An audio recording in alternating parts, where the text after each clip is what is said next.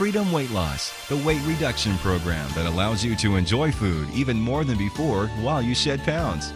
Carlos Canale, MD, a board-certified gastroenterologist practicing in California, has discovered that losing weight and keeping it down does not need to be a continuous torture, since there are wonderful principles that will help you to lose weight and maintain optimal health while you become free from obesity, extreme diets, and disease. Now let's listen to Dr. Canale as he teaches how to lose weight with freedom. We have now learned what to eat. In this section, we will talk a little bit about what not to eat.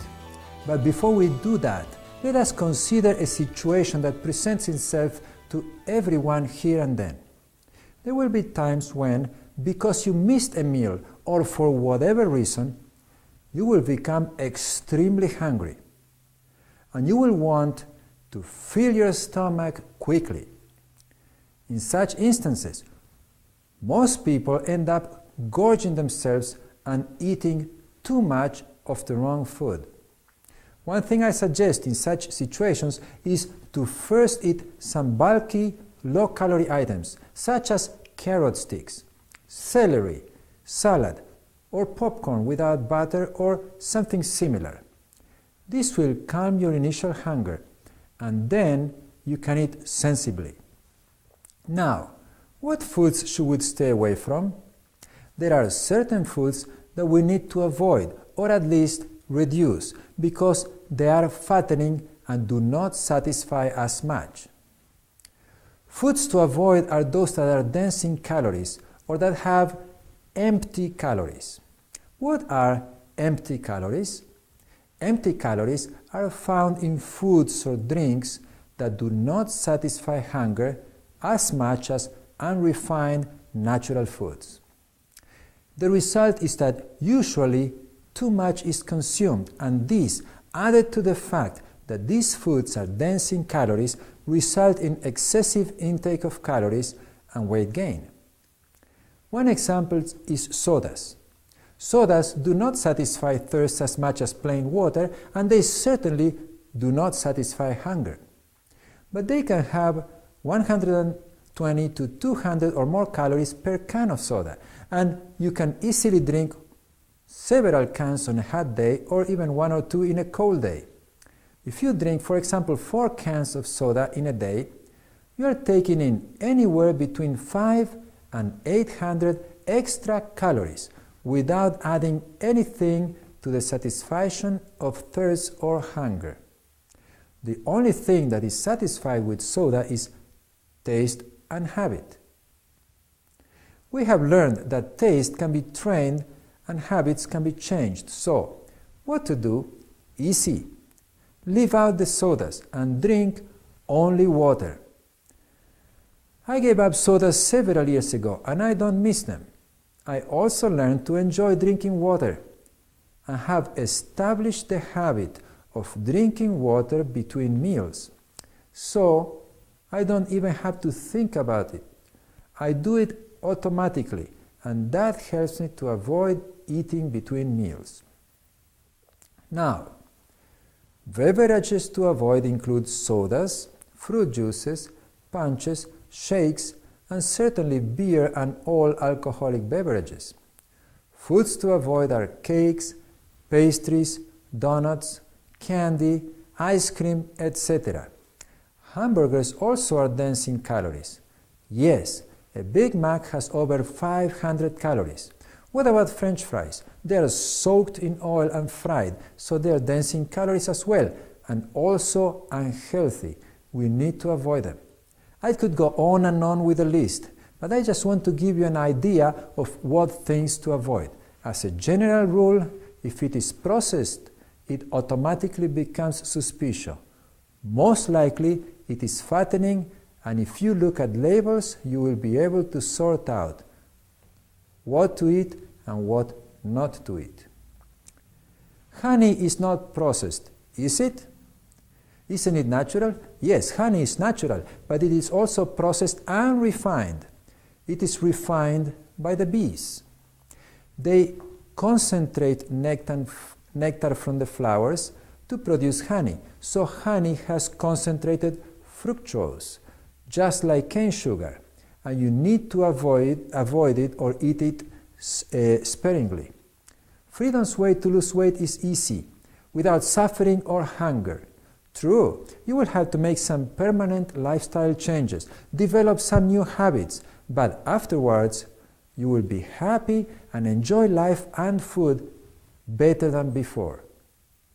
At this time, I think it is a good idea to say a few more things about sugar, because it is very harmful and most people do not realize that they are eating too much sugar.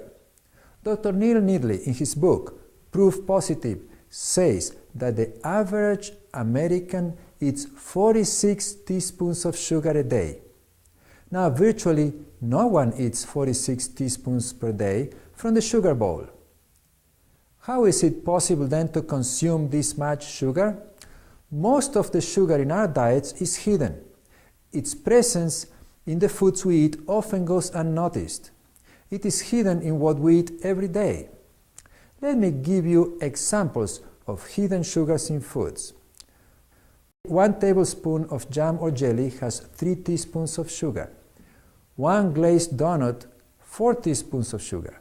1 scoop of ice cream, 5 teaspoons. Fruit pie, 1 slice, 7 teaspoons. Chocolate candy, 1 ounce, 7 teaspoons of sugar. Chocolate cake, 1 1-ounce slice, 8 teaspoons of sugar. Canned fruit in light syrup, 1 serving, 8 teaspoons of sugar. A 12-ounce soft drink contains anywhere from 8 to 12 teaspoons of sugar. Malted milk, 42 teaspoons of sugar in a 12-ounce glass. Did you know this? Did you know you can consume so much sugar without even knowing it, because it is hidden in what we eat and drink? Dr. Nedley also tells us that one of the main sources of hidden sugar is soft drinks or soda pop. Soft drinks were unknown until modern times. However, in 1994, the average American consumed 52.2 gallons of soft drinks, with 40 gallons of it in the form of regular, non-diet beverages. This amounts to the equivalent of 427 12-ounce cans per year, or more than 1 per day for every man, woman, and child. Since a typical non-diet soft drink packs 150 calories, each year the average American consumes 64,000 calories of sugar from soft drinks alone. This is no small matter when you recognize that it takes only 3,500 excess calories in our diet to gain 1 pound.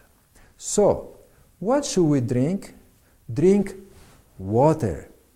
What about diet soda and diet drinks? Do the low-calorie soft drinks really work? Dr. Nedley answers that current research says no. In fact, those who drink the most diet drinks have the most problems with their weight, and it seems to be more than just a situation where heavier people are choosing lower-calorie items.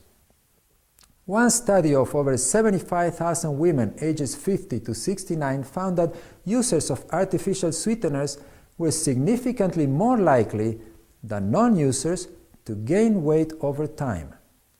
In another study, 30 volunteers drank 4 diet sodas daily for 2 weeks. Surprisingly, these diet soda users ate more food and gained more weight than when they were free to drink regular sugar-sweetened soft drinks. Researcher Michael Tordoff reported that artificial sweeteners increase appetite. We found that hunger increases after drinking just a liter of aspartame-sweetened soda. He said, simply put, artificial sweeteners just seem to increase the desire for the real sweets. This is a problem of obvious significance. In the United States, an average of over 20 pounds of artificial sweeteners are consumed per person per year. But despite this increasing consumption of artificial sweeteners, actual sugar consumption continues to rise. So, avoid sugar and artificial sweeteners. The best thing you can do is to drink water, pure water. Making these changes requires some sacrifice and effort in the beginning. And you may be afraid that it is too difficult. Do not be afraid. The good news is that after a while you will like your new diet and you will be losing weight while eating what you like, because your taste buds are trainable. Remember, this is one of the most important parts of the program because our taste buds are wonderfully designed and they are trainable. Of course, most of us have trained them to like foods that are not good. They're not good, or they are foods that make us fat. But we can retrain our taste buds and learn to like food that we did not enjoy before. How is this done? Research studies, as well as my personal experience as a physician, make an eloquent point. If we adopt new and better ways of eating and living and stick to them, we will likely develop an enjoyment for that new lifestyle. In other words, instead of continuing to eat foods that are characterized by excessive sweetness, regardless of whether the sweet taste comes from sugar or from artificial sweeteners, why not let your taste develop for foods that are naturally sweet? Try to find more enjoyment in a crisp apple, a ripe banana, or perhaps even a homegrown carrot or a vine-ripened tomato. Our taste buds are trainable. Dr. Neil Nedley tells us, although I can think of many examples among my patients of trainable taste buds, there is one example from someone who is not my patient that is especially close to home. My father. When I was growing up in Michigan, says Dr. Nedley, my father, although not a diabetic, was suffering from a number of minor health problems. As a mechanical engineer, he was not acquainted with medical or health subjects. He happened across a book called Sugar Blues and became convinced that this overweight condition and health problems he was having were related to his high sugar intake. He had always been an avid milkshake drinker and an ardent consumer of Reese's peanut butter cups and chocolate-covered cherries, among other sugary foods. One evening, he intrigued the family by announcing he had decided to give up refined sugar entirely. My mother, however, continued to cook for our family the same way she always did. When it came time for the dessert, my father would leave and go to work in the garden. When he came home from work and chocolate chip cookies were baking, he would go outside and do some chore to avoid the aroma and accompanying temptation. We all quietly wondered how long he could continue with his decision. After about 4 months, my father came home and another sweet dessert was baking, but the appeal and desire were no longer present. In fact, he described the odor as sickening sweet. He now enjoyed apple pies made without sugar as much as he had enjoyed his former desserts. My father's weight came down and his health problems disappeared, but his enjoyment for food and life, if anything, improved. Although it required disciplined sacrifice for a few months, the results demonstrate that taste buds can be trained for the better, remember that you have to sacrifice and discipline yourself for a few months. Taste buds can be trained, and after you have trained them, you are going to lose weight the natural way. You will not suffer. Remember, Dr. Nedley's father enjoyed his new foods better than he had enjoyed sweets in the past. And the same can happen to you. You can be free from the bondage of sugar. You do not have to be a slave to sugar and sweets all your life. You don't have to be a slave to obesity and disease. My own personal experience confirms what Dr. Nedley said.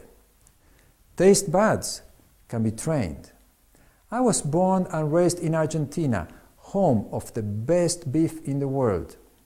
I grew up eating beef daily, and in my early 20s I was consuming beef or chicken twice daily. I used to think that if I didn't have meat, it was not a real meal. I had to have meat with every meal, except for breakfast, of course. But one day I decided to become vegetarian. I have not tasted meat of any kind, not beef, chicken, fish, turkey, lamb, rabbit, pork, deer, etc. for over 14 years. And you know what? I do not miss it at all. My taste buds have been trained. It took a few months, but taste really changes. After you listen to this, you will become a believer.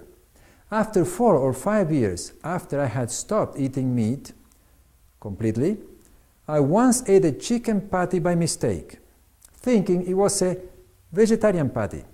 I thought, this tastes too much like the real chicken, and I do not like it. Well, it was the real thing. Just what I used to like. What had happened? My taste had changed, and so can yours. How do you change your taste? We have already heard the story of Dr. Nedley's father. Do not eat even a little piece of that kind of food you want to eliminate. Be persistent. If you want to stop eating candy or sugary foods, avoid them completely. And soon enough, I would say within 2, 3, or 4 weeks, you will start relishing plain, natural foods, such as fruits and vegetables, in a way that you did not dream possible. You may say, "Oh, that cannot be." Well, try it. It works. I believe the reason why many people cannot make the change is because they say to themselves, "Well, I'll get on a diet, but I'll take a day off." In fact, there are many diet programs that allow you to indulge in whatever you like, whether it be chocolate or pastries or sugary foods, once a week or maybe once a month. What happens then? The taste buds keep in their memory those kinds of foods which you indulge in once a week or once a month, and never get a chance to get trained and forget them. This makes it much more difficult to stay away from them the rest of the time. And finally, most people go back to always having them. But if you completely avoid them, within a few months, you will not miss those foods, and you might actually begin to dislike them. It takes time, but you can do it and lose weight naturally. Remember, Freedom Weight Loss is not just a diet. It is a complete program which is easy and makes sense. We have talked about what to eat, when to eat, how to eat, and how much to eat. But we're also going to talk about the right use of water, exercise, sunlight, and other natural elements which will help you lose weight naturally. You will also need determination, power to be persistent. This program tells you where you can find that power, which will help you to get to the point where you can keep things effortlessly and with pleasure. Let me remind you again that changes must be permanent. This program is based on permanent changes for permanent weight loss. If you follow it, you will be successful. If you get on a diet for 6 months, following the usual way, you will suffer for 6 months. You may lose a lot of weight or some weight, but if you, like most people, return to your usual diet, you will after a few months or a year realize that you are back to your initial weight or even worse. And this brings frustration. Also, weight swings lead to problems such as gallstones. If you lose weight and gain weight and lose weight and gain weight, you can develop gallstones. So, what do I suggest? Do not make any commitments to make any changes until you have decided that they are going to be lifelong. If you're contemplating making a change, never make a change if it involves something that you cannot sustain indefinitely. Better a small but permanent change at a time than big changes that are only temporary. It is better, for example, to decide to never eat again seize candy between meals than to give up all sugary foods at all times just for a couple of weeks and then go back to what you were doing before. That will not do it. Let these changes develop into habits. If you keep persisting on a change long enough, it will become a habit. And when you have a new habit, you do not even have to think about it. You just do it without even thinking. And you are not unhappy because it does not bring any pain, suffering, or hunger. But it takes time, and you have to be willing to go at it as long as it takes to have the new habit firmly established. Let me review again what we have learned so far. First of all, lifestyle changes must be permanent. We learn how to eat, that is, eat slowly, chewing your food well. We learned how much to eat, that is, less food and only when there is real hunger. We also learned when to eat, only at mealtime, and meals should be at least 5 hours apart. Eat nothing between meals. Drink water between meals, and for supper, only fruit. And finally, we learned what to eat, that is, unrefined plant foods, no animal products, no refined foods or additives which are dense in calories. You think this is difficult? It is not really difficult, but requires a little effort. If it was real easy, obesity would not be a problem, because no one wants to be fat, but overweight and obesity are tremendous problems. I found the following in my local newspaper. In June 2000, the federal government launched its first National Nutrition Summit since 1969, when the issue was hunger. Ironically, the agenda this time focused on obesity. The goal was to find ways to reverse the alarming spread of the nation's waistline. Roughly half of American adults are overweight, increasing the risk for health problems. 1 in 5 are considered obese. Unlike hunger, which can be alleviated with more food, solutions for obesity are murkier. They involve changing living environments so people can exercise regularly and eat a balanced diet. The goal of this conference is to shine a spotlight on a very complicated program, said Carol Tucker, a former U.S. Department of Agriculture official. Yes, obesity is a very complicated program, but freedom weight loss brings you a solution that is simple, safe, inexpensive, and effective. Now, So far, we have only been studying about proper nutrition. Freedom Weight Loss is an integrated program in which natural elements work with one another and help each other.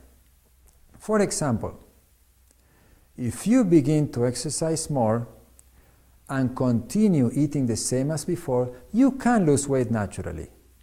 But if you eat properly, it will help you to exercise better. On the other hand, exercising will help you relish wholesome, non-fattening food. In the next section, we will learn how exercise is a mighty tool to lose weight with freedom. We've reached the end of this segment of Freedom Weight Loss with Carlos Canale, MD. In order to receive all the benefits of the program, you will have to view it more than once, most likely several times, and then continue to watch it periodically. This way, you will grasp the concepts gradually, one by one, at your own rhythm. We hope that you will find in Freedom Weight Loss the best way to lose weight permanently. We wish you success as you advance on the way that leads to health and happiness. Perhaps you feel the need for more help. You can get books, audio or video cassettes, valuable books on nutrition, health, or cookbooks. Or you may be interested in helpful kitchen appliances that will assist you to cook healthfully. You might be looking for an effective and fun way to exercise, like the famous Rebound Air, or you might be looking for healthy recipes or other healthy information. You can find all this and more on Dr. Canale's website, www.freedomweightloss.com, or you can write to Freedom Weight Loss, P.O. Box 550, Denair, California 95316, or call 1-888-463-0264. Thank you, and may your efforts be rewarded with happiness and success.